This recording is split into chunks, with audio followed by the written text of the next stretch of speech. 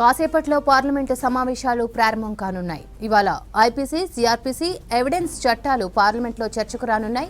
లోక్సభ ఆమోదంతో రాజ్యసభ ముందుకు రానున్నాయి ఈ బిల్లులు. మరోవైపు విపక్షాల ఆందోళన కొనసాగుతోంది. ఇప్పటికే మొత్తం 142 మంది ఎంపీల సస్పెన్షన్పై మండిపడుతున్నాయి విపక్షాలు లేకుండానే బిల్లులు ఆమోదించుకుంటున్నారని ఆరోపిస్తున్నారు విపక్ష ఎంపీలు. కాసేపట్లో పార్లమెంటు సమావేశాలు ప్రారంభం కానున్నాయి. ఇవాళ ఐపీసీ, సిఆర్పీసీ, ఎవిడెన్స్ చట్టాలు పార్లమెంట్లో చర్చకు రానున్నాయి. లోక్సభ ఆమోదంతో రాజ్యసభ ముందుకు రానున్నాయి ఈ బిల్లులు. మరోవైపు విపక్షాల ఆందోళన కొనసాగుతోంది. ఇప్పటికే మొత్తం 142 మంది ఎంపీల సస్పెన్షన్పై మండిపడుతున్నాయి విపక్షాలు లేకుండానే బిల్లులు ఆమోదించుకుంటున్నారని ఆరోపిస్తున్నారు విపక్ష ఎంపీలు.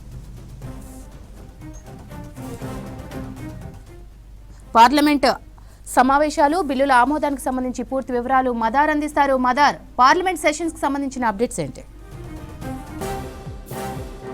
శ్రవంతి, 13వ రోజు పార్లమెంట్ సమావేశాలు మరికాసేపట్లోనే ప్రారంభం కాబోతున్నాయి. 11 గంటలకి యథావిధిగా సమావేశాలు ప్రారంభమవుతాయి. ఈరోజు కూడా చాలా క్రూషియల్ బిల్స్కు సంబంధించిన చర్చ అనేది కూడా జరగబోతా ఉంది. ముఖ్యంగా నిన్న ఐపీసీ అలాగే సిఆర్పీసీ ఎవిడెన్స్ యాక్ట్లు నిన్న లోక్సభలో ఆమోదం పొందాయి. వాటిని ఈరోజు రాజ్యసభ ముందుకు తీసుకురచ్చి చర్చ జరిపి వాటిని ఆమోదించుకోవాలని చెప్పి ప్రభుత్వం భావిస్తూ ఉంది. దానికి సంబంధించినటువంటి బిల్స్ను ఈరోజు రాజ్యసభలో టేబుల్ కాబోతూ ఉన్నాయి. మరొక వైపు ఇటు ఎన్నికల కమిషనర్లకు సంబంధించిన బిల్లుకు సంబంధించి ఈరోజు లోక్సభ ముందుకు రాబోతున్నాయి. వాటిపైన కూడా నియామకాలు, ఇతర అంశాలకు సంబంధించిన బిల్లులను ఈరోజు లోక్సభ ముందుకు రాబోతున్నాయి. ఇక విపక్షాలకు సంబంధించి ఎంపీల సస్పెన్షన్ అంశము వాడివేడిగా సాగుతూ ఉంది. ఇప్పటికే విపక్ష పార్టీలు తీవ్రంగా ఆగ్రహం వ్యక్తం చేస్తున్నాయి.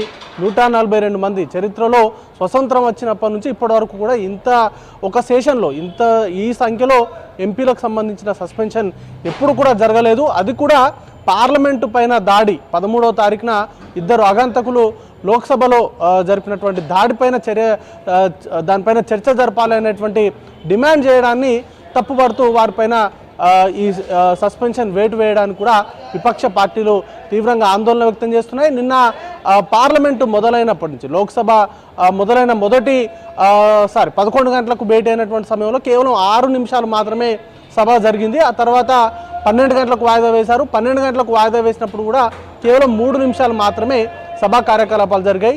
ఆ తర్వాత ఎంపీలకు సంబంధించి కొంతమంది విపక్ష పార్టీలు ఎవరైతే ఆందోళన చేస్తున్నారో, నినాదాలు చేస్తున్నారో, ప్లకార్డులు పట్టుకొని ప్రదర్శన చేస్తున్నారో వారందరి పేర్లను చదువుతూ స్పీకర్ ఆగ్రహం అనేది కూడా వ్యక్తం చేశారు. అయినప్పటికీ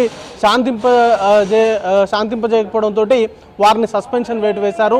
నిన్న ఒక్కరోజే 50 మంది పైన సస్పెన్షన్ వేటు పడింది. దీంతో ఓవరాల్గా 142 మంది ఎంపీలను సస్పెన్షన్ వేటు వేశారు.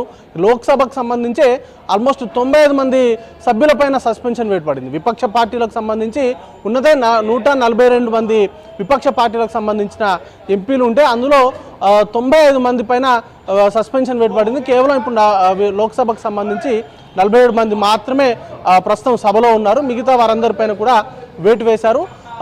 ఈరోజు కూడా ఆల్మోస్ట్ ఎవరైతే ఆందోళన చేస్తారో వారిపైన కూడా ప్రభుత్వం ఇంతే కఠినంగా ఉండాలి ఆందోళన చేసేటువంటి వారిపైన. ఎందుకంటే కొత్త పార్లమెంటు ప్రారంభించినటువంటి సందర్భంలోనే, అలాగే పార్లమెంట్ సమావేశాలు మొదట్లోనే బీఏసీ సమావేశాన్ని నిర్వహించి ఆ రోజే దీనిపైన నిర్ణయం తీసుకున్నారు. ప్లకార్డుల ప్రదర్శన కావచ్చు, లేకపోతే వెల్లోకి దూసుకెళ్లేటువంటి ప్రయత్నాలు చేయడం కావచ్చు, ఇవి కూడా యాక్సెప్ట్ చేయము, దీనిపైన ఖచ్చితంగా సీరియస్ యాక్షన్ తీసుకుంటామనేటువంటి అంశాన్ని బీఎస్సీలోనే నిర్ణయం తీసుకున్నారు. ఎవరైతే ఆ నియమాలకు ఉల్లంఘించి ఎవరైతే ప్రయత్నం చేస్తారో వారిపైన సస్పెన్షన్ వేటు వేస్తామంటూ కూడా ముందు నుంచే నిర్ణయం తీసుకున్నారు. కాబట్టి ఆ నిర్ణయం మేరకే తాము ఎంపీలకు సంబంధించిన సస్పెన్షన్ తీసుకున్నాము. ఖచ్చితంగా ఎంపీలు కేవలం రాజకీయ దురుద్దేశంతో చర్చ సాగకుండా, లేకపోతే సభ కార్యక్రమాలు సజావుగా జరగకుండా అడ్డుకోవడంలో భాగంగానే విపక్ష ఎంపీలంతా కూడా రాద్ధాంతం చేస్తున్నారు. స్పీకర్ నుంచి స్పష్టమైన లేఖ వచ్చింది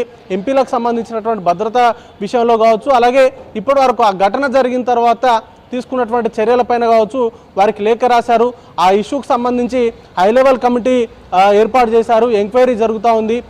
సెక్యూరిటీకి సంబంధించి ఎంపీలు ఫ్లోర్ లీడర్లు ఇచ్చినటువంటి సూచనలన్నింటినీ కూడా పరిగణలోకి తీసుకొని వాటికి అనుగుణంగా మార్పులు చేస్తూ ఉన్నారు. ఆ మార్పులకు కూడా ఒక కమిటీని ఫామ్ చేశారు.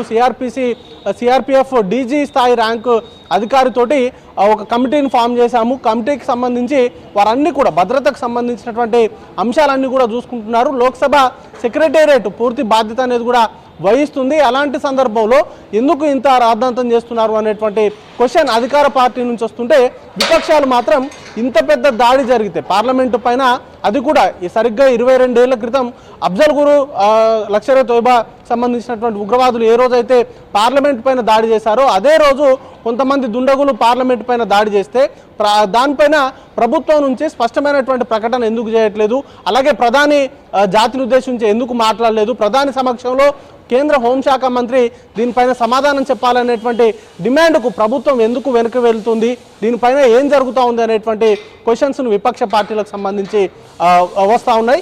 దీనికి సంబంధించి కూడా కేవలం చర్చను మాత్రమే వారు అడుగుతూ ఉన్నారు. దాంతోపాటు ఎవరైతే పాసులు ఇచ్చారో పార్లమెంటుకు సంబంధించి ఎంపీ మైసూర్ ఎంపీకి సంబంధించి ఆయన పైన చర్యలు ఎందుకు తీసుకోవట్లేదు అనేటువంటి అంశాలనే వారు లేవనెత్తుతూ ఉన్నారు. కేవలం ఈ 2 అంశాలకు సంబంధించి మాత్రమే ప్రభుత్వం నుంచి స్పష్టమైనటువంటి ప్రకటన రావట్లేదు. కేవలం ప్రహ్లాద్ జోషి లాంటి పార్లమెంటు వ్యవహారాల శాఖ మంత్రి మాత్రమే దీనిపైన ఇప్పటివరకు మాట్లాడారు. కేవలం రాజకీయ రంగు పులిమేందుకు మాత్రమే విపక్ష పార్టీలు ప్రయత్నాలు చేస్తూ ఉన్నాయి. అలాగే వారు చేస్తున్నటువంటి ఆందోళన కూడా నిన్న పార్లమెంటు బయట జరిగినటువంటి ఘటనలు బీజేపీ ఉటంకిస్తూ ఉంది.